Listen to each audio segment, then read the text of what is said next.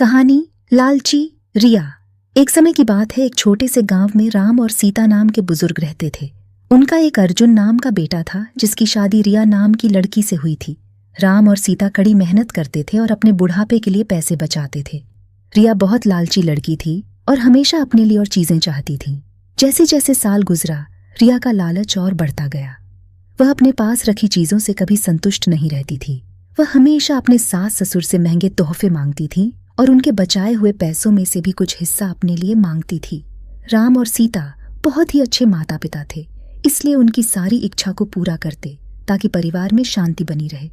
वह अपने पति अर्जुन के ऊपर भी दबाव बनाती थी ताकि वह अपने माँ बाप से पैसे और संपत्ति ले।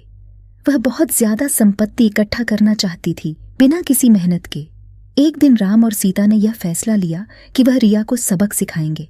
वह रिया को बुलाते हैं और बोलते हैं कि बेटा, तुमसे कुछ जरूरी बातें करना है। हमने यह फैसला लिया है कि हम अपने जायदाद का कुछ हिस्सा अपने बच्चों में बांटेंगे और उसका कुछ हिस्सा तुम्हें भी देना चाहते हैं।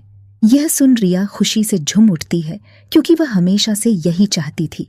लेकिन राम और सीता के मन में कुछ और ही चल रहा था। उन्होंने एक मोती से भरा हुआ बैग उसे दे दिया और बोले, बेटी, यह तुम्हारे हिस्से की संपत्ति है।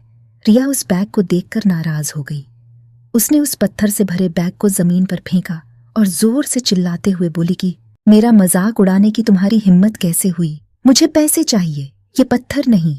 राम और सीता ने शांति से रिया को समझाया और बोले, रिया, सच्ची संपत्ति सिर्फ पैसे और चीजों से नहीं होती है। यह प्रेम, दया और जो कुछ भी तुम्हारे पास है उसके लिए धन्य होने में है। हमने तुमसे हमेशा प्यार किया है और देखभाल की है और यह पैसे से भी अधिक मूल्यवान है। तब रिया को एहसास हुआ कि वह लालच में कितनी अंधी हो गई थी। उसे अपने किए गए बर्ताव के लिए पछतावा महसूस होता है। उसने अपने सास और ससुर से माफी मांगी और अपने व्यवहार बदलने का वादा किया। उस दिन के बाद से उसमें बदलाव आया और वह एक अच्छी बहू बन गई। रिया के बदलाव की बात पूरे गांव में फैल गई और सभी ने एक बेहतर इंसान बनने के लिए उसकी प्रशंसा की। रिया अपने परिवार का ख्याल रखने लगी और उनके बीच मिले प्यार के लिए कर्तव्यनिष्ठ होकर हमेशा खुश रहने लगी। मॉरल ऑफ द स्टोरी: सच्चा धन, प्यार, दया और जो हमारे पास है उसके लिए आभारी होने से आता है, न कि हमेशा और अधिक चीजों की इच्छा रखने से।